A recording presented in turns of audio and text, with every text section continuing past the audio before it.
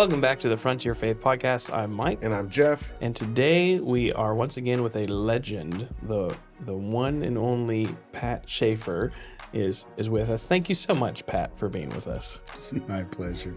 So Pat has been a longtime friend of ours for a long time, and mentor and teacher as well. And Pat, you are one of the directors of the Adventures and Missions program.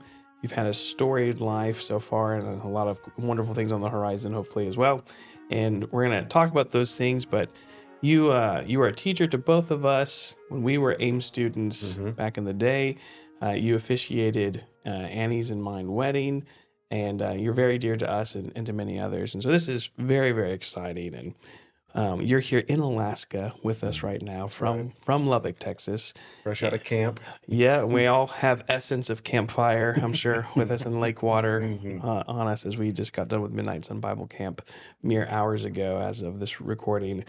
And but we want to hear how the Lord has been fruitful and successful in your life and your years of service so far. And would like to hear from you, Pat.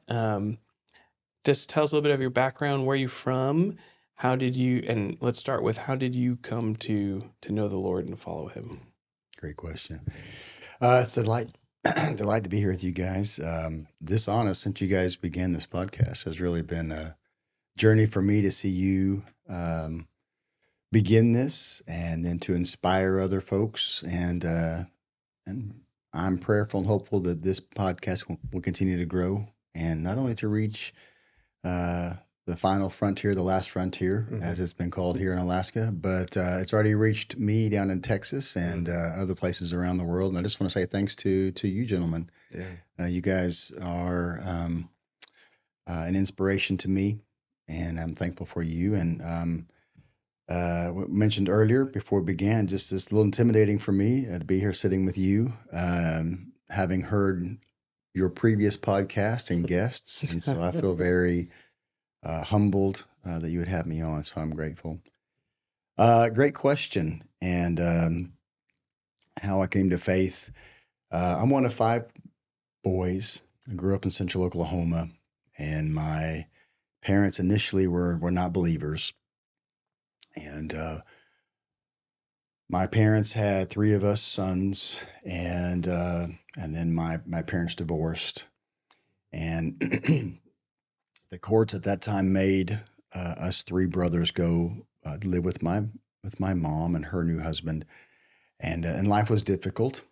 And in the meantime, my dad remarried, and the constant in his life was the church. And my understanding was that the best good thing, it's not good grammar, but it's true. The best good thing that happened to my dad was an insurance salesman who not only was selling life insurance, but was really sharing the life giver, Jesus. And that's how my dad was introduced to the church. The thing the church did well was to offer food and security. And my dad took advantage of that with 3 sons. And so what that looked like, and I'll be as quick as I can, but what that looked like for me was living with my birth mom and her quote unquote husband. It was challenging. There were a lot of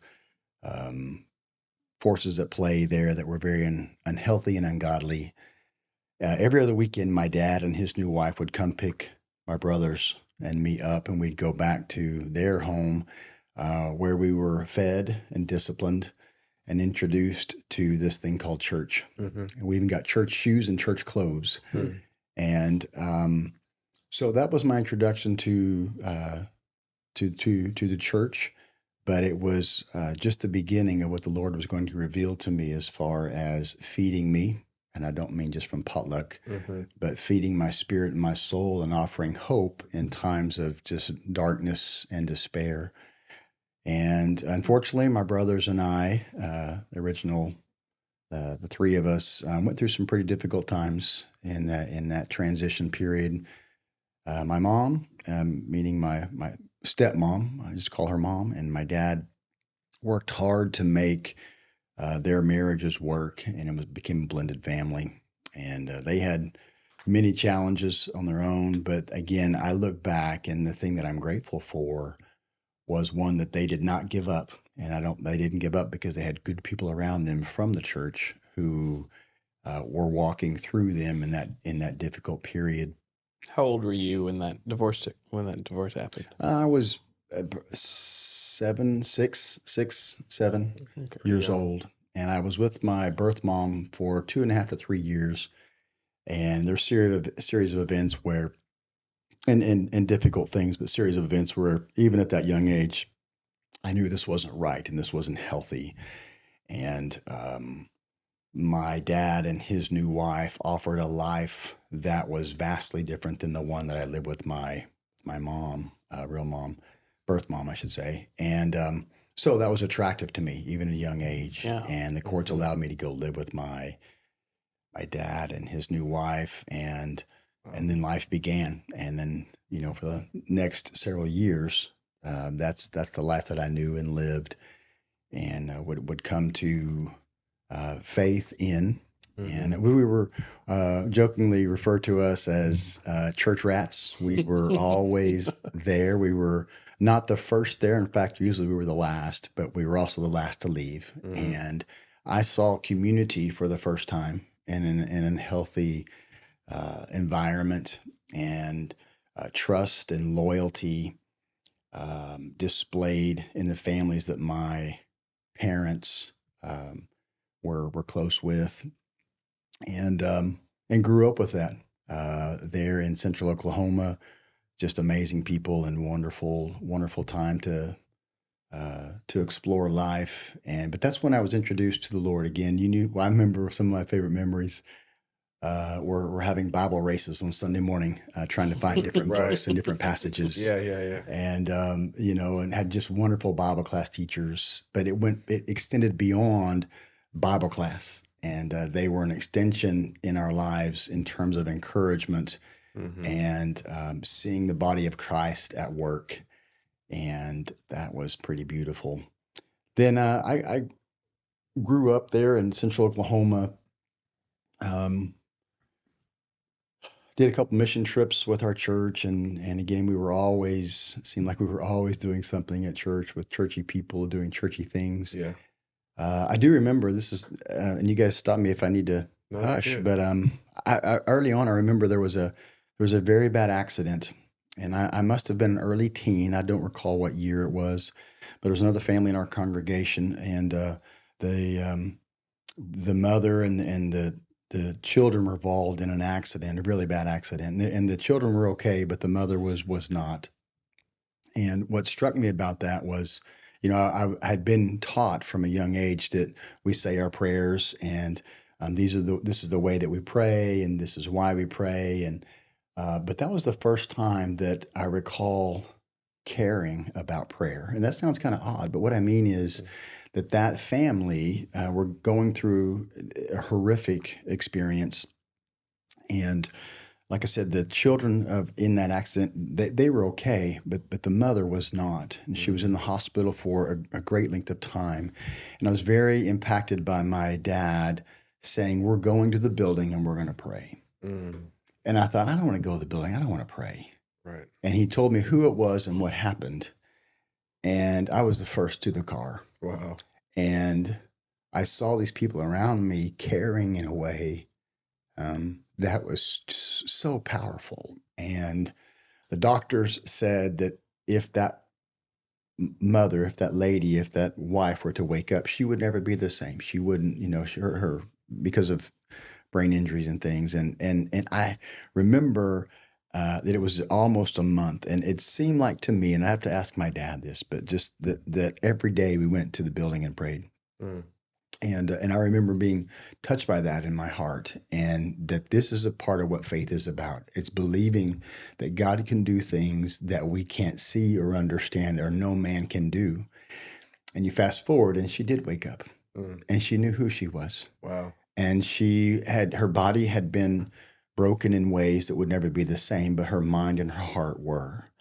And I was just so touched.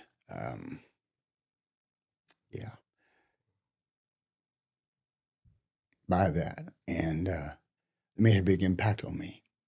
And so for the first time, I really began to care about what I said in prayer, and it wasn't just a flippant, um, memorized type of a line to the Lord, but something connected in my spirit and my heart.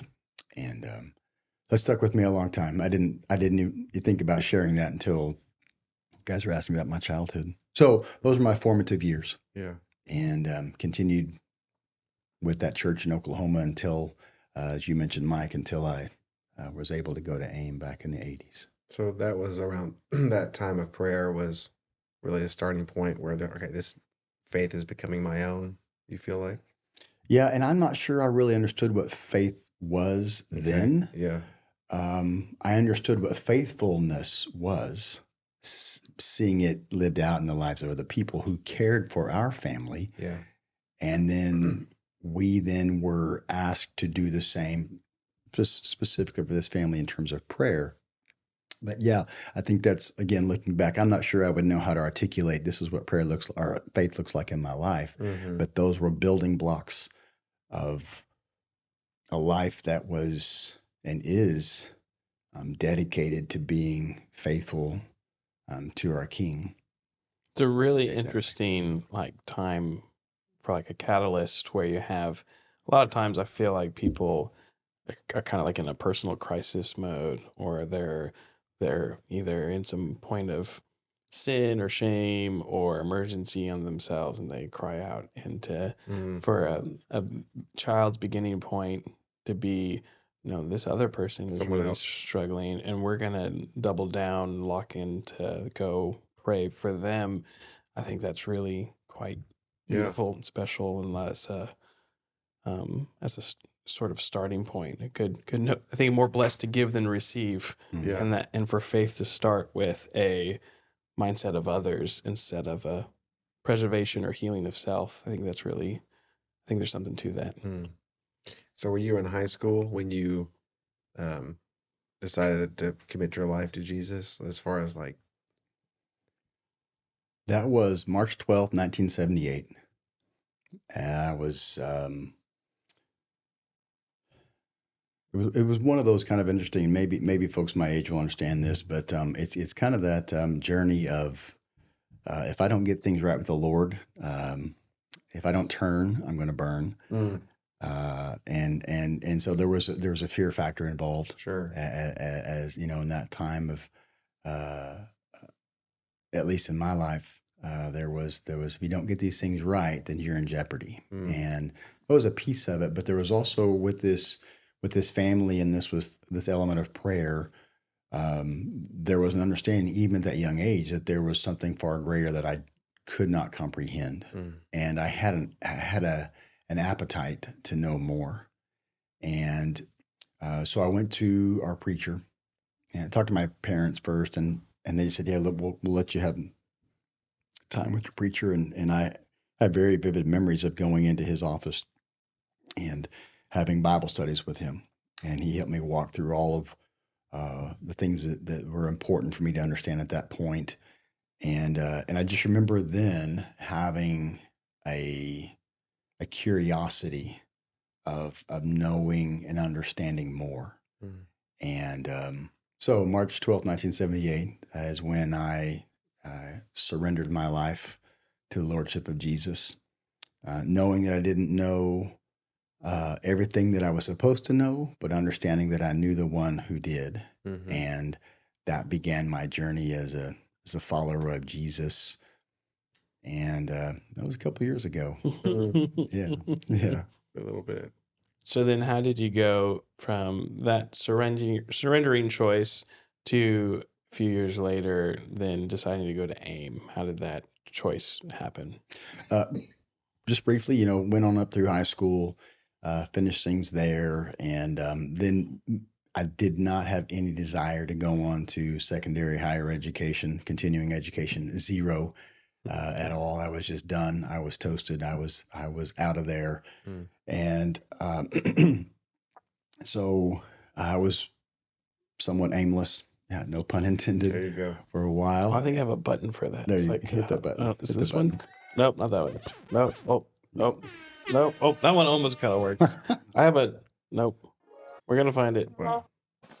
There it Thank is. you. Yeah, it took us a Let's minute, try but we again. found it. I was pretty aimless at that time. There we go. And so yeah, just a super quick story. I'm one of 5 brothers, as was mentioned. I'm the second oldest. My older brother abandoned ship pretty early. In other words, he left our family, went to live with some relatives, and then went into the armed services, to the military. And after high school, I thought that might be a neat thing to do, but honestly, I was a little more shallow and non-committed. So I just worked for some men from our church to make some money, get a fast car, and basically just drive in circles. I didn't know what I was going to do. And so after a couple of years of that, I thought I need to get serious with life. And I saw my older brother come back, and he was changed. You know, the military will do that, and I thought that was attractive to me. I've always loved our country. I feel like I'm, patriot and all those kind of things. And so I went down to the military office. I'm sure they have a special name for it. Did all the tests and passed everything except for the physical, and was really surprised. But they said, no, you've played too many sports. You've got some knee stuff going on here. We don't want you. We weren't at war at the time. Mm-hmm. And I was just devastated, and I couldn't believe it, and kind of wallowed in my own self-pity. And then, the light around me darkened, and I didn't know what I was going to do. Sometime later, within a month or two, my parents asked me to take some of my brothers to the big city for a youth rally. And I went over there and showed up somewhat reluctantly, hands crossed, shoulders, just stiff, and standing in the back, and then heard this guy come in and give a message about Jesus that just absolutely blew me away. And he talked about this program called Adventures in Missions, of which I had never heard. And I thought, that sounds amazing. And it stimulated that curiosity I had from earlier about there must be more. And could there be more to my life for the one, who gave me life? And wrote away for it. And of course, back in the day, no internet, but I got the packet back and opened and just devoured it when it arrived, and thought, this is what I love to do. And applied, and they said, yep, head our way. So I was the first in my congregation to do anything like that. I had never heard of AIM. Again, I grew up in Central Oklahoma, and AIM, for me, where it's located in Texas, was only 5 hours away, and yet it had been off my radar my entire life. And so that's how I came to find out about AIM, and thankfully they said, come on down. And then the Lord ended up, through AIM, sending you to Portugal. Mm-hmm. And so tell us a little bit about and for those of you that are listening that don't know what AIM is, I guess we should probably give a quick description of what it is. It's the Adventures in Missions program. It's in Lubbock, Texas. It's a missionary apprenticeship program that's been around for about 50, 60 years. 1973. Yeah. And in a nutshell, young people from around the world go to Lubbock it's part of the Sunset International Bible Institute, and you go through 8-ish months of intense training, and then go out for a year and a half, 2 years to work with established missionaries around the world to be their apprentices and to help with the work there. And then following that, they graduate from the program. In a nutshell, something all 3 of us have done. Yes. So in the program, you go through the training, and then you go to Portugal. Tell us about what does God do in you during that time, and what influence and formation happened with you during that time. Probably something, since you're still there, right? Yeah. Right. There's a lot in that question. You didn't ask me that question beforehand. For me, the quick answer to that is that it was such a refining, defining period, and somewhat of a dive into the deep end at the same time, a period of God allowing me to be in His crucible, and it was an incredible experience. I had never been outside well, I guess I went to Mexico with AIM, like we took everybody, but aside from that, I'd never traveled anywhere. I'd never been on a plane, and so to go to Europe, which was a feat in of itself. All those kind of first experiences were very forming, and it was a time of where and when my faith was being formed more tangibly, I can say. And I mentioned this at camp, but for the sake of those who may be hearing this, that there was a time in my younger life when the voices that I were hearing, even though there were good people in my life, and my parents loved the Lord and were certainly Christians, but the voices that had been hearing were, "You're not good enough. You can't do it. Who do you think you are?" And so I began to believe many of those voices. And so when I arrived in Portugal, the expectations that you would acclimate to a new culture, attempt to learn the language, and then share Jesus with other people. And that was very intimidating. And I think in terms of personality, the Lord has given me, I would say I'm an extrovert, and I do love people. I'm somewhat adventuresome, but that aspect of my thinking was that this was over my head and I can't do this. And who do I think I am? And I shouldn't be here. If someone made a mistake, how'd I get here? What's going to happen here? All those kind of things were playing out. And so I went with a team of 8, which at that time was a pretty large team. And the experiences that we had were again, I used the word before, but just so formative and so powerful. And I think one of the neat things we got to do, the missionaries took us under their wings and allowed us to go with them and to follow them and to imitate them. And I had about 3 different missionaries that I got to work with over those 3 years, and all of them really were very nurturing and affirming. And I would walk away from that time learning the greater necessity and understanding of God's mission in the world. And I began to see for the first time in my life that my life was not about me, that it was about others. And then I was selling God short by saying, "You're not good enough. You can't do this." God can do anything He wants to with you. You know, if you allow Him to move in you, and it's pretty fun to watch. So it's not just about learning language or adapting to a culture. It's about surrendering yourself to the Lordship of Jesus. And it's true what Paul says, He can do more than you can ask and think or imagine. And so I came away from that more in love with Jesus, more passionate about the world knowing Jesus, and excited about whatever next chapter God was going to hold. Because honestly, I didn't know what I wanted to do. I just know I wanted to do something for God. Yeah.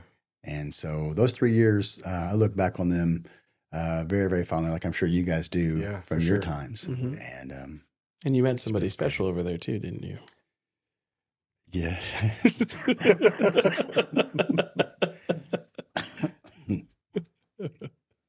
Next question. So you conclude your time with Portugal. When did you get married? Melissa and I were married in December 19th, 1992. Okay. In Lubbock. Gotcha. And then, if I remember timeline wise, you go to LCU, get a degree then, and then go to Mexico, or which order did those things happen? We came, I stayed about, just over 3 years in Portugal. She stayed 2 years. She was the team after me. And we came back to Lubbock and got married. In the interim, we were working with AIM as volunteers, and then she went to Tech, and I did the School of Preaching there, and then I ran across the street to Lubbock Christian and got my degree there. In the meantime, we were just asking the Lord, where do you want us to go? What do you want us to do? Mm-hmm. And there were just tons of folks at Sunset at that time who were of the same mind, the same heart of just, here am I, Lord, send me. And we were approached by a family who'd been in Mexico for a number of years, Chad and Nancy Schrader. And they were like, we want to go back, and we'd love for you guys to pray about going with us. Wow. So that really kind of planted a seed in us. And then we began having conversations, and ultimately there were 5 of us families who would move to Guadalajara, Mexico in 1998. Mm. And we were there for a little over 5 years. And our first son was 2 months old when we arrived, and then our middle son was born there in Mexico. And then we returned to the States 2003, March-ish 2003, to come back to AIM and to work with AIM as full-time ministry. So were you an AIM coordinator in Guadalajara? I was. Yeah, we all of us on our team had been through AIM. Wow. And so we were all very familiar with AIM, and it was kind of a love-hate reality because there is a risk working inherently with young people. And as you guys well know, you guys have done it, and people invited you, they trusted you, and more the Lord. And so it was pretty understood that yes, we did want to have AIMers come to work with us, but we wanted to have a time of cementing our own roles, and that whoever was the coordinator, which is what I wanted to do, that we had other roles that were that we I'm not sure how to say it. We had other roles that were primary before being an AIM coordinator, Sure. if you will. Gotcha. So we had to wait 2 years, but it was good for me. It was kind of a growing time because it was like the team kind of empowered me then to, okay, what's this going to look like? What are we going to do? And I spent about 6 months putting together this Guadalajara packet for AIMers, and Wow. it was a labor of love and blood, sweat, and tears. I talked to others who had AIMers. I talked to our team, did some research, laid out some expectations, some goals, and all these kind of things, which is not something I'm comfortable or familiar with, but turned out to be a really good thing in the end when the dust settled and when we actually did receive AIMers, ultimately. So yeah, we had.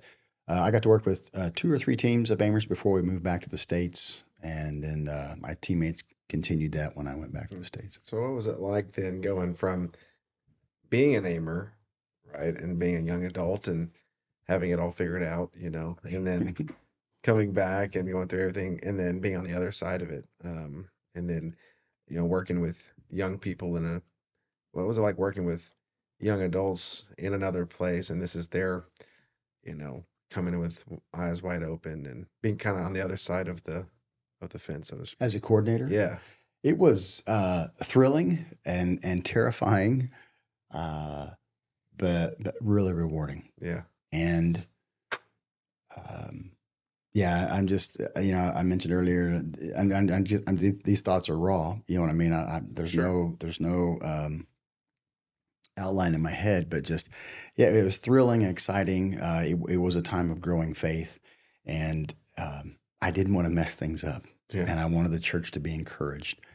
And we laid down really clear guidelines, and the majority of students honored them, and some didn't. And so there were times of difficulty and frustration, and the church in some ways was actually, I would say, damaged. And so there was some damage control that had to take place. At the same time, there on the other end of the spectrum, it was amazing to see where and who AIM students could reach that us professional missionaries couldn't. They had inroads into people's lives and neighborhoods that we couldn't even access. Interesting. So it was neat to see the beauty of God's design and that play out as AIM students were there traversing, a city of 7 million people. Wow. And so that was really cool. So it was like, yeah. So it just made me appreciate that God had given us different gifts and capabilities, and to see many of these young people really just, grabbing onto that and running with it. And then, unfortunately, some of them not. And I don't want to be specific, but just not honoring their commitment, Mm-hmm. and subsequently hurting some relationships and people, But I think one of the things I take away from that is that God's kingdom is resilient, and God is a forgiving God and a loving God. And while young people and older people can make poor choices and mistakes, God is quick to forgive, and even though sometimes we are not, but the church is resilient, and God's people are faithful, and we stand at our post and take our place on the wall, and we continue to love and to minister, and then to mentor even after difficulty has come through the city. And I look now, and the church that is there, as I understand it, is strong and has local Mexican leadership. Oh, And there are no other Americans there in that active work. They've all have gone back, which was good. That's the way it was intended, right? So some neat things. That's Yeah. beautiful. Things I hadn't thought about in a while. Yeah. So you end up going to then work with AIM though full time, right off the field from Mexico. You then transition back to Lubbock to work with there, and you've been there now working with AIM for 20. How long? How many years? You said 2004. 22-ish. So why do that? Why work with AIM for 22 years? You didn't give me this question. Working with young adults. Yeah. In my notes, I put, why invest in young people? Yeah. But you're 22 years in one place with this. You have quite the moving map at this point. But then now you're here for 22 years. Why serve? What is motivating you to have been there now for 22 years? So what motivated Melissa and I to go back to Lubbock, to leave the mission field? Again, great question. And I would begin by saying this, that my prayer and our prayer as a family was that God would put us where He felt that we would honor Him the most, and that the gifts that He'd given us were employed to the fullest. And in Mexico at that time, we developed relationships. We were coordinating Aimers, and the church was growing and developing. At a personal level, I was never super comfortable with Spanish, and struggled to go deeper into interpersonal relationships and some of those kind of things, and just asking Lord, what do you want of me? And genuinely just having a heart of, God, I just want to serve you. I just, if it's here, struggling with Spanish and trying to live in this country, then so be it. Mm-hmm. And so that was in my mind and my heart for quite some time. And a little bit of a backstory, which may explain my answer. I went to Mexico City because the AIM class had come to Mexico City for their annual trip, and got to hang out with them. And then I flew from Mexico City back to Guadalajara, and I was accompanied by a man named Jay Jarbo. And Jay Jarbo just said, listen, hey, I don't want to put the cart before the horse here. He said, but I want you to be thinking and praying about what's next. And that's exactly what I had been thinking and praying about. And he just said, would you think about coming back to work with AIM full time? And he said, don't answer. He said, I just want to put that in the back of your mind. And it did go to the back of my mind. Then it came to the forefront.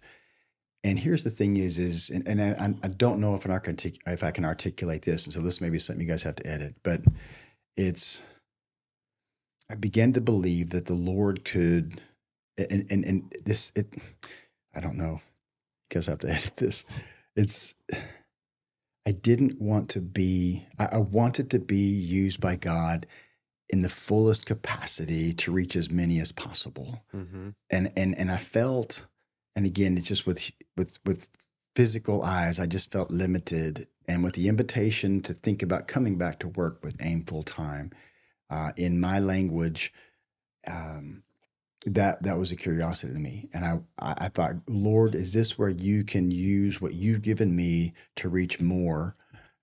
And so we asked those questions to AIM, and AIM said, yes, when you are finished there, come on back.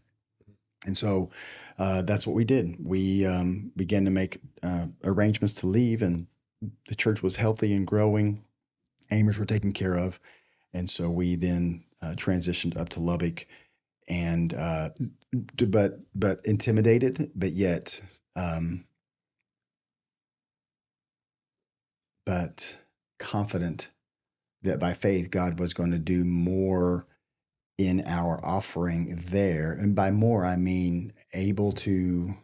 Um, this is not coming out well. It's in my head, and I don't know really how to articulate it. And so um, I just had this deep desire for God to multiply um, my attempt to honor and to share Jesus with others. And AIM seemed like that would be a viable option. Yeah. That's awesome. Yeah, There's a- that was really rough. I know. It makes sense. There's a unique scope with AIM, the way places it can reach, and I'm curious to think, I can understand why you'd be drawn there. But 20 plus years, you must have seen God do some things for you to still feel that way, And right? thinking of scope and stuff, I Mhm. think, when living there for a few years with AIM, we would tell the AIM students, at least I would tell them, that the reason why AIM was located in Lubbock, of all places, was because no matter where you got sent out, you were really excited about it. So you had to have some motivation to be there. It wasn't for the scenery and for the landscape. Yeah. Right. So, you have a desire to be as fruitful, as effective, as useful as possible. And that's what it sounds like brought you there. But 22 years is a long time. So what has kept you there Mhm. 22 years? I have had the great privilege of working alongside and learning from some amazing people. Klein Payton, who of course started Sunset School of Preaching at SIBI, Mhm. Truett Adair, Tim Burrow, others. When I first came back, Melissa and I were working alongside Rex Boyles. Mhm. And then I mentioned Jay. Jay was then the next director. And then Chris Smith had been invited back to work with coordinators. And then Jay just transitioned into some other roles. And then Chris was asked to be the director. And I got to work with him for 15, 16 years side by side. And just really, really some of the most wonderful times of my life. And then Chris was looking to move on, and then Corey Burns accepted that role as director, and it's just just um, so beautiful to see what how God has worked through him um, to take AIM to places it's never been before. And I say all that in the vein of I have been very blessed to work um, with those kind of men who um, are passionate about young people growing up in the Lord and the knowledge and the grace of the Lord, but then being sent out. That's what AIM does. And so that's been a neat piece of it, I guess.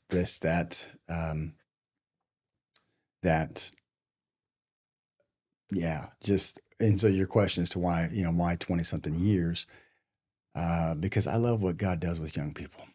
Mm. Because I think I saw what God did with someone like me, and that's possible in any young person, and that once they begin to see the God that lives in them, and then to embrace that, irregardless of their background or their brokenness or even their pride, and they come to the knowledge of who Jesus is in this world, but then personally in them. And I love to see that. I love to see young people from all walks of life who have this spirit of, here am I, Lord, send me. Mm-hmm. And to do that with men like Corey Burns and Robbie Stevens and, Jay and is just so, it's such an incredible, overwhelming blessing. And it's a ton of fun and it's a ton of work. But I believe it's all for the glory of God. And that you have, like, you guys came, right? And you guys already love the Lord and you guys were somewhat educated in the word, but then to see that deepen and to mature in each of you, and to watch that initially, but then to watch it from afar as you guys went to South Africa, and to see the Lord continue to blossom in your life, and but to see that hundreds and hundreds of times, right? Is, I wouldn't use the word addictive, but it is consuming. Sure. That young men and women are, by faith, stepping out and stepping up, and they have no idea what they're getting themselves into. Yeah. And that's part of the beauty of it, and it's part of the sheer terror for some of them, of trusting God for the first time in their life. And to kind of have a front row seat, a courtside seat to that, is very humbling and very compelling. And to see this faith, just as a mustard seed, just begin to sprout and to burst and to grow, is absolutely incredible and humbling. And so, to answer your question again, why 22 years? Because I can't imagine being anywhere else and doing any other thing, and seeing God work in young people. And and we just need more of them. We need more of them, right? Heading that way. And I know AIM's not the only thing. I get that. I mean, there's lots of stuff out there. And it's just one way that the Lord has been helping to reach people, Right. to learn more about Jesus. I'll stop and let you guys ask another question. Sorry. That sounds like what we read in 3 John verse 4. I have no greater joy than to see that my children are living in the truth. There you go. And getting to have a participation in a front row seat of sorts to that. And I could see that. That's quite fulfilling. Yeah. I find that encouraging and inspiring because, for years, I don't really hear it as much anymore, but for years in AIM and in college, I would hear, like, the idea of, like, the word millennials used almost like a derogatory slur. Yeah. Gentiles. Yeah, all these millennials, and there's this sort of they're seeing it repeated now with, like, Gen Z, and there's sort of, I don't know, a pattern of looking down on the youngest generation. But something you've said is that, like, God works with young people. And what I love, AIM is unique. I haven't really seen anything to date, anything else like it, right? Where you have a focused program where people are focused on developing and educating and forming 18 to 22-year-olds, 23-year-olds, and then sending them just around the world to work with coordinators, and then coming back, and all the things, the structure, the trips you take, and it's a unique program. But what I find fascinating is that every congregation has young people, right? As far as whether it be children, but then, like, teenagers. We've just spent a week investing in teens from around Alaska, and some incredible faith there, and then young adults. And so, I'm curious to, what are some ways you've seen, obviously AIM is focused, but thinking about the importance of the church, learning how to view young people positively as an instrument God is using to accomplish his mission, as a part of the body. You're talking about Guadalajara, how the Aimers these aren't just busybodies, they're being used uniquely by God to reach places that you can't reach and that your teammates can't reach. And so, this question maybe doesn't make sense. Maybe it's too abstract. I'm just thinking, what does the church need to hear in general, not just for AIM, but how is God at work and how does God use young people? Like, Mm. how should we view young people? How should we have eyes to see young people the way I mean, you've been on the front lines with young adults for a long time, and what are some unique ways you've seen God use young adult faith in ways that unlike other people? Does that question make sense? Like, I think so. Um, I'll just kind of pick parts of it there if I can. Of course, um, when young people come to us in AIM, they um, we really don't know much about them, about their faith journey. They just show up at our doorstep, and we lay out a list of expectations and rules and classes, and then we go to work and we hit the accelerator, and we just really begin to dive into God's word and let God do His thing with them. And so after 8-9 months of some preparation, then as you mentioned, then we launch them out into these different places. So before they get there, they've had to have had a motivation to be there in the first place. And they may not really understand what AIM is all about or what it does or the challenges they're going to face, but something motivated them to answer that call to respond to AIM. Having had conversations with many young people over the years, I would say that before they come to AIM, one of the things I hear young people saying is that I wish our churches paid us more attention. mm, And I interpret that as a body of Christ, we need to have an intentionality of investing in our youth today. And I kind of get weary of that statement. Well, the youth is a church tomorrow. Who's a church today? that's right. They're believers today. We need to, and this is just and again, I say we need to. I believe that there would be value if we, at the family core level, we're helping our young people to understand faith and loyalty and the kingdom of God on earth and their participation in it. Mm-hmm. And sometimes I feel that our young people are dismissed and or that intergenerational activities and events could be happening more frequently, and that our older generation could be speaking into the lives of our younger people. And like at camp this weekend, I love that. Our counselors and staff were just living life with our young people, and inspiring them and encouraging them, and at times rebuking them. Mm-hmm. And that our youth aren't someone who are just underfoot, Mm-hmm. but they sit at the table. Right. And that we need and should be intentionally feeding them and nurturing them in godliness and righteousness. And does that communicate? Yeah, And for sure. and what I'm doing, I'm kind of extrapolating conversations that I've had with those who've come to AIM. Because they don't come there perfect. They come there willingly. But, and then God does, His thing in them. So that'd be some of my first thoughts. Yeah. Does that communicate? Yeah, Yeah. I think that's really important to change our kind of perspective on youth and to see the value they have at the moment and the need to be discipling them, Yes. having hope for them in this very moment as well as for the future. Because I remember, and we had a men's group years ago, and we had one of our youth that was in our men's group there, and he was about 12, and everyone else there is about his dad's age. And I just looked at him and I just asked him, like, how do you feel being here? And without missing a beat, he's like, I'm fine. I'm gonna live longer than all of you. I was like, you snarky little guy. That was awesome. Yeah. And you're where you need to be.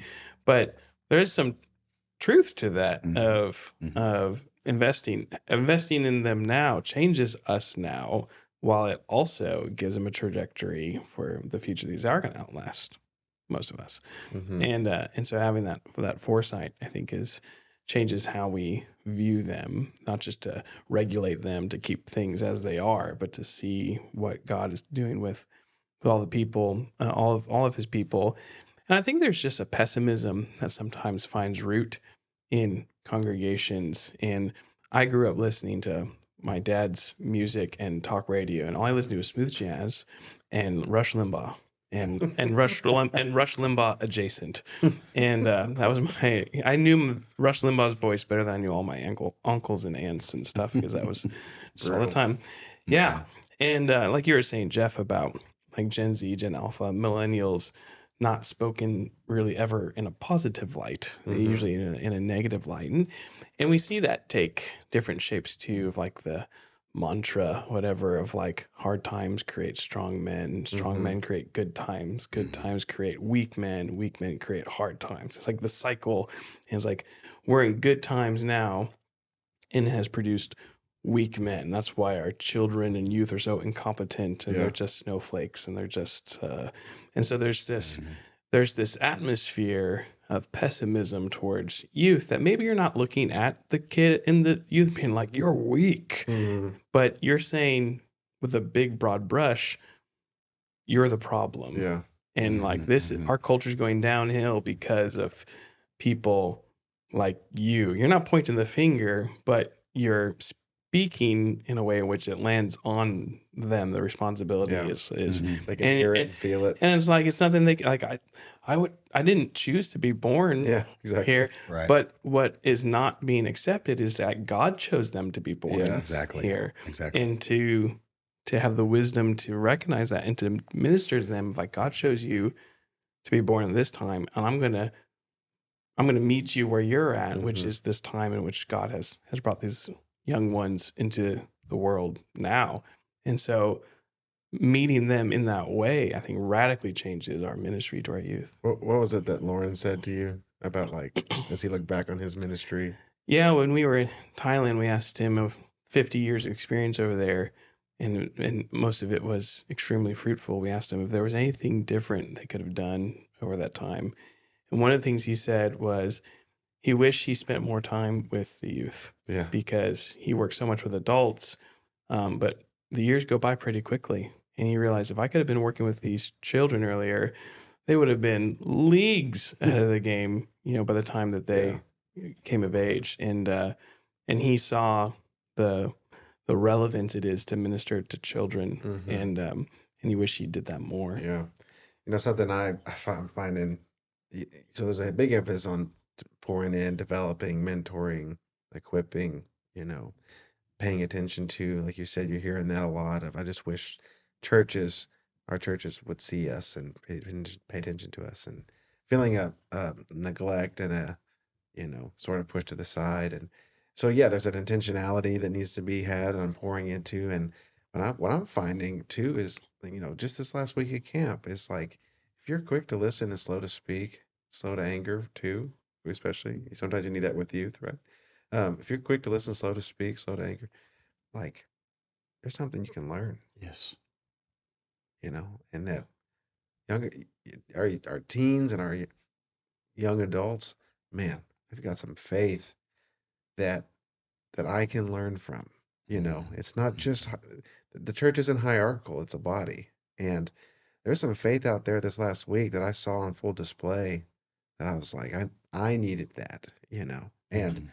I just, if we had the humility to approach our young folks with how might God use this soul to work in my life? Like, Mhm. that posture, I think, shapes a lot of, it pushes a lot of unhealthy things to the side. I think that's a common struggle for a lot of Christians, where they learn enough to think that people need to get on their level to be Yeah. right. Yeah. And They went pro. yeah, yeah, and that they have figured it out. And there's this, there's a pride that comes with, like, I've arrived, and if you want to arrive too, you need to get to where I'm at instead of going beyond me even. Mhm. And to think of that we become the standard, any generation becomes the cultural optimized dynamic. Mhm. It's just a limited immature perspective, ironically. Yeah. Yeah. Lauren was great about that here. Mhm. He would come up to Mike and me many times, like, I'm excited to learn from you.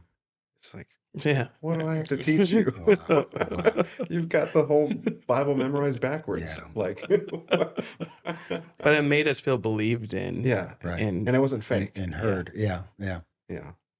Another thought, this a little bit of a different, still answering your question, but I think one of the things that I would like and love and passionate about our families and our congregations to know and to hear, and maybe to wrestle with what is the definition of success? Many people, at least down where I am, they encourage, champion, and and our young people that they have to go to college, right out of high school, go to college, get a career. Those are hallmarks of faith, right? And I believe that yes, college and career are very important, but I think faithfulness for life is more so. yeah. And then I was talking with one of the adults out at camp, and just about this, and just what is success? And success to me is that my son, my daughter, is in love with Jesus, Yeah. and that no matter their career, no matter where they go, and I'm not talking about aim, I'm talking about life in Jesus as a Right. disciple, that son, that daughter of mine, but really of the Lord, that they're faithful for life. And college, that can happen in college, it can happen in AIM. But I think if we had this paradigm shift of understanding what is godly success, not worldly success, and I know we know the difference, but I think it's not just semantics. But I'm wondering if in our congregations we were having these conversations, listening to our young people. But then I don't hear the phrase anymore. Hey, do you want to be a preacher? Right. I heard that all the time when I was a young person. I don't hear that anymore now in our congregations. It's where are you going to college? What are you going to do? That kind of thing. And if we could shift our language to a more, I don't even know what the right word for it, but a more spiritual dynamic to encourage the young people and really to kind of ask that larger question. How can I encourage these young people now so that in 5, 10, 15, 20 years from now, they're still faithful? Yeah. And I'm quoting Corey Burns. He says that all the time. And, but it's right. To me, that is a true definition of success in this world is faithfulness to Jesus until he calls us home. Yeah. Regardless of where you go or what you're doing. Right. I was having a very similar conversation with some preachers recently. That tendency of like, well, your best and brightest doctor, lawyer, and but if those don't work out, you maybe go to preaching school. If those don't work out, AIM's a safe bet, right? It's like, wait a second, what if you sent your quote unquote best and brightest into the mission of God, and also shaping one's understanding that, okay, if you decide to go into medicine, okay, like frame that theologically and spiritually to say, how is your medical practice going to advance the kingdom, right? So it still can be holistic in those ways, but still it's sort of the default to your point of like the successful thinking is like, how's that going to make any money? How's that? And we can't serve God in money, right? So yeah, there's I see that too, and I think it's on us to say, to plant that seed. That might be an idea that's just absolutely not even on the table for some people, So I'm really curious, you're in a very unique position to have acquired the extent of experience as well as networking of other likewise experienced individuals to answer this question of ministering to young people, to helping them have a trajectory, because you don't want them to just graduate from AIM. You're wanting them to have this faithful for life, part of a kingdom, not just a program, tenacity, long suffering. So I'm curious to your answer for what do you commonly discern as like green flags in young people and red flags in young people?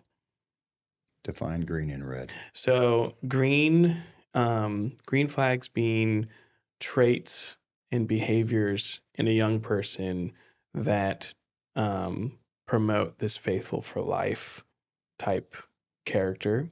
Red flags being the opposite, where it's kind of a terminal illness of spiritually, behaviorally, that they have some sort of behavior in their life that, without it being corrected, will result in them no longer being faithful. So because I'm just thinking of, not just for AIM, but just for us trying to encourage young people, seeing traits and strengths in them, that things we want to fan and flame. And then if there's something else there that needs to be challenged, rebuked, called out, to have us have a way of kind of testing spirits in our young people, and to say, like, that's a beautiful spirit, and also say, like, that's an evil spirit, and also of course applies to ourselves, but Sure. but just thinking of, we talked about this at camp as well, of the importance of investing in young people. We think of Jesus' words, if you cause a little one who believes in me to stumble, it's better to have a millstone tied around their neck than to thrown into the sea. So the most lovingly, literally love himself, saying, drown the man that causes a little one who believes in me to stumble. A little serious. He is so shockingly intense about it. He really cares about what's happening to young people. Yeah. And on the flip side, he says, let them come to me. And so if he's so heated about the stumbling, we really believe that he's got to be so thrilled about the watering of young people. So how do we recognize stumbling blocks in our youth, and then how do we recognize the coming to Christ? Those clear paths. Let the little one come to me. So that's with you having had. Have you had yet AIM students from your first classes? Have you had their kids come to AIM where you've been a director for them and their children? Has that happened In yet? person. Wow. Yeah, I've even done their weddings. So, yeah, we and just to clarify, I'm not a director. I'm an advancement coordinator, and Corey is a director. And man, just again, I said earlier, but just brag on him. Just God has done some really, really neat things. We now have AIM permanent housing. It's a really beautiful thing, and he's put a really amazing team around that place. But so anyway, I get what you're saying, and so well, those are great questions, and so I'm going to default across the table here to my brother Jeff Smith. Jeff, how would you answer those questions? Pivot. Wow. I'm gonna throw it. I'm going to see what you think. So. Yeah. Well, it sounded very much like a Proverbs, falling this way, my son, falling that way, my son, and I find that, an interesting idea, a question. That's like, how do you consider, I say maybe benchmarks of faith. I think um, even in identifying spiritual growth, it's sort of the idea of like SMART goals, where it's like, I want to grow in this way. It's like, okay, well, what does that look like? I want to be, I want to go closer to God. Okay, what does that look like? I think seeing for young people, like it's sort of like what you tell someone who's going to come on a join a sports team, like, are they coachable? I think that's a major green flag. Like, if there's a humility and a learning spirit, um, we see that all the time. If there's if one kid over here two kids make a lot of dumb mistakes, but one over here is like quick to listen and quick to hear and quick to, I think that's a major green flag. Over here, there's a lot of pride and a lot of arrogance and all. No one's going to tell me what to do. I think that would be a huge that you got to address that. Pride is going to destroy the man, So that's probably my first answer would be, is there humility and inherent, doesn't have to be super mature yet, but is there at least a starting point of learning and listening? Makes me think of like some really intense stuff in Leviticus of, if a child is disobedient, you like stone them. Yes. They don't do that. And They don't do that name, I don't think. Yeah. but just like No. the fact that was a principle, and it's like, okay, don't eat the cookie. Bob ate the cookie. like disobedient. Goodbye, Bob. Bob, get in the corner and then go outside for the last time. Just disobedient. What does that? Everyone stumbles, and I think the disobedient.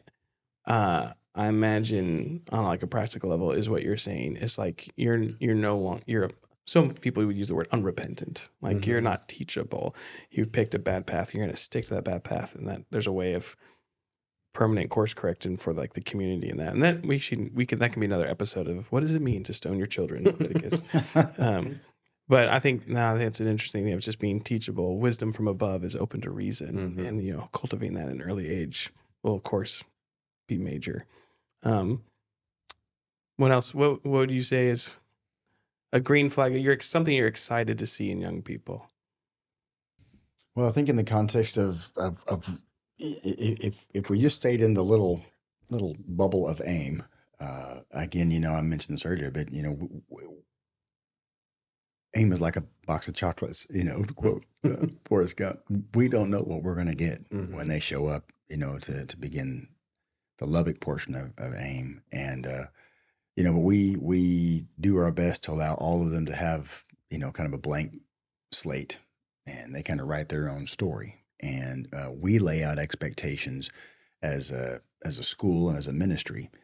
And, kind of, and this may be kind of a silly example, but I mean, you guys were there, what I'm talking about. And the location has changed of where the students live, but in terms of the rules and expectations of how they live have not, right? They're to conduct themselves in the grace and the, of Jesus as a disciple and yada, yada, yada. But we have a curfew. Well, so we kind of start looking, if a young person is willing to obey and to respect a curfew, then more than likely they can be trusted to go to be sent to the mission field. But if early on we see that they're resistant to that, that it's flippant to them, they don't really care, they have an attitude, then we have to make somewhat of a judgment call of saying, okay, they either quite aren't ready now, or they don't understand the importance of this. And so I think helping our young people to know that we believe in them, to understand, to help them understand that there's a greater necessity for obedience, and so, but then giving our young people space to maneuver and to grow. And so what we look for, I guess what I'm saying is this: if it's something as simple as a curfew or a dress code, and not even the deep theological truths of God's word, because you can have a young person who is very bright and who can pass all the tests, but not have the attitude of a servant, or, as in your words, Jeff, teachable. Wow. And so I like this. I don't look for this, but at the same time, it's what I look for. I look for a spirit of willingness, right? Because irregardless of giftedness, if you have someone who just says, "Here am I, Lord," which takes great faith, right? And humility. Then, in terms of our young people, and God, we understand God can use anyone. We appreciate that, but that's what I love to see in our young people. And honestly, it challenges my faith.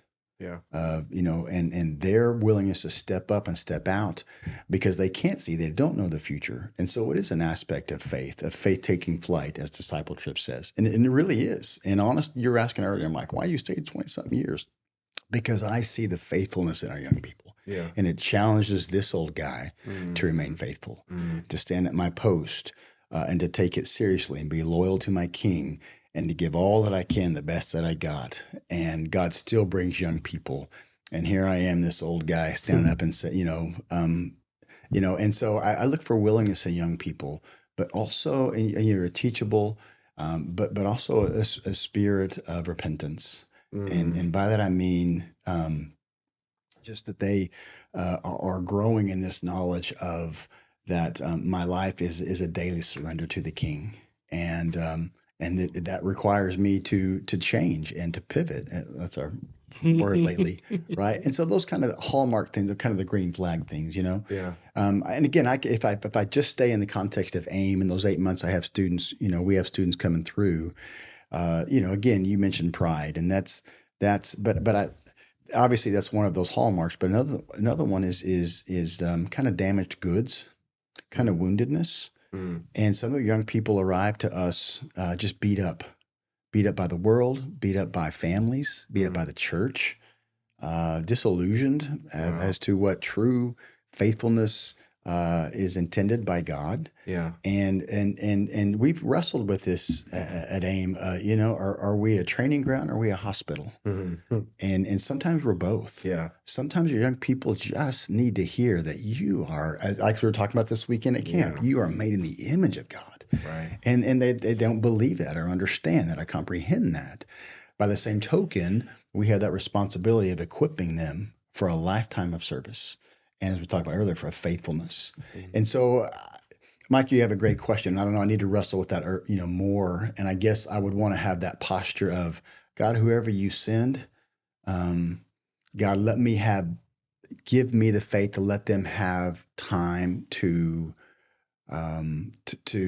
develop and to grow, and not just judge their heart so quickly, but set an expectation for them, and see how they respond. Yeah. Right. And because we've quoted earlier, but God can do more. We can ask or think or imagine in our young people, and in us and in His church. And so to see young people stepping up to that year after year after year is incredibly exciting, but also humbling, and at times very challenging. But it's what we're about. It's what God lets us do. Well, as those who have been on the receiving end of the ministry of it with you guys there down in Lubbock, we definitely appreciate what God's doing with the place. And we draw from our time in AIM often. Many a sermon illustration. Yes. Yes, indeed. Yeah. And, good. So I was going to say as you're talking, it's just making me think about, I've heard a lot of, earlier I was just saying about how there's sometimes negativity on millennials these days or Gen Z these days. Sometimes there's also a um, lament in a lot of churches if there's a decline in numbers and it wasn't like the good old days.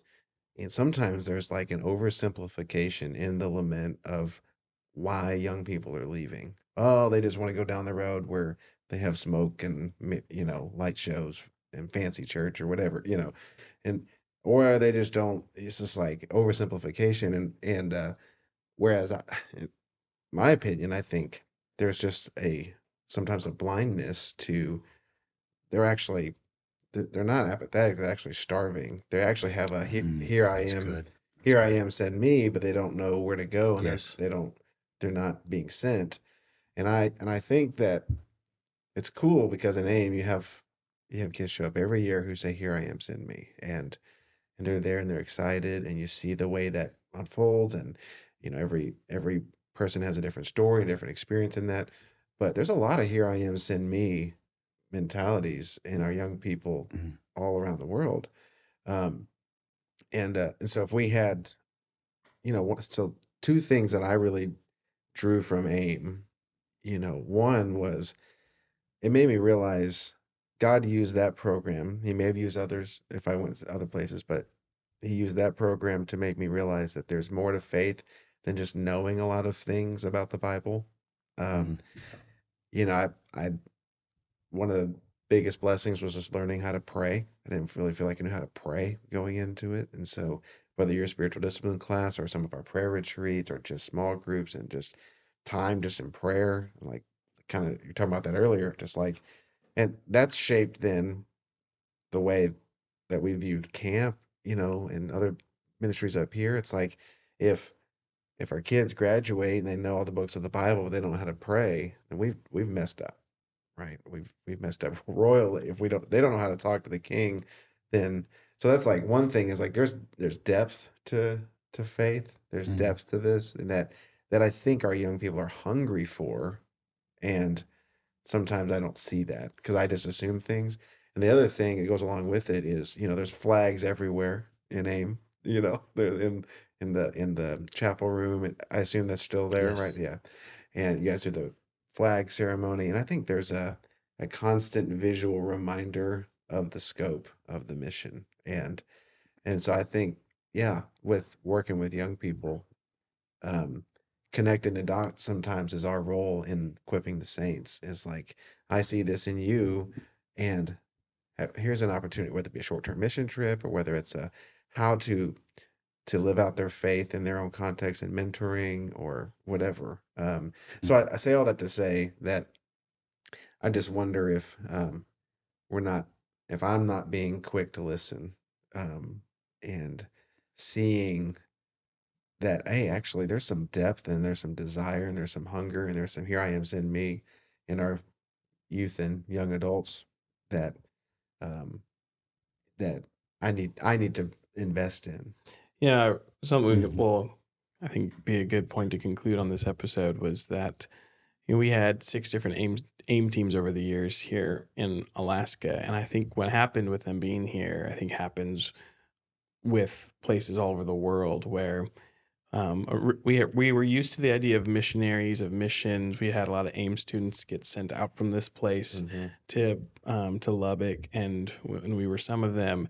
But the idea of AIM students coming here and working alongside us and having young people 24 hours a day, 7 days a week committed to service and focus in here. And when we were talking about it initially, there was some questions, leadership questions of like, oh, wow, that doesn't seem like if we have 4 to 6 young people here all day, every day working with us, what are we going to have them do? And, saying that if we have 4 to 6 young people who are, hey, we want to serve, we want to be a blessing, and we don't have anything for them to do, what does that say about us?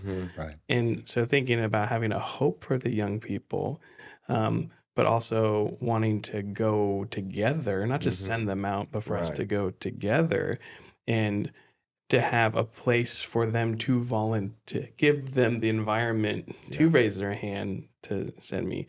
If our invitation is sit down next to me, when they are been given life and they're young and they have a challenging spirit of like, I need to get out of the nest, but there's nowhere for them to go. I like what you said, Jeff, a lot about the starving. And if we're not feeding with, or if we're not feasting with them with the open doors that God provides, then I think that's a blind spot a lot that we had that we're still thankfully being course corrected by the Spirit in that. So thank you so much, Pat, for helping us learn your story as well as discern green flags, red flags with ministering to the generations that God continues to provide as time goes on. So we love you. This is Rich, and we're excited to have you on here again sometime. That's right. If someone wanted to learn more about AIM, where would they go? aim.sunset.org. aim.sunset.org. And or they can get a hold of you guys. There you go. That's right. Keep listening to this podcast. And I'll just say to you guys, I said earlier on, but just thank you. Thank you for what you're doing. Thank you for having taken your places on the wall. And this is exciting to me. And thankful for the people who helped make this possible for you, and grateful for your continued faithfulness in this frontier to encourage those in this state and those who are not in the state and around the world. I'm thankful for you, man. Love you very much. I appreciate that, Pat. Thanks for being part of this episode. Don't forget to like, share, subscribe, all the things, and pray for us and pray for this next generation that's being developed.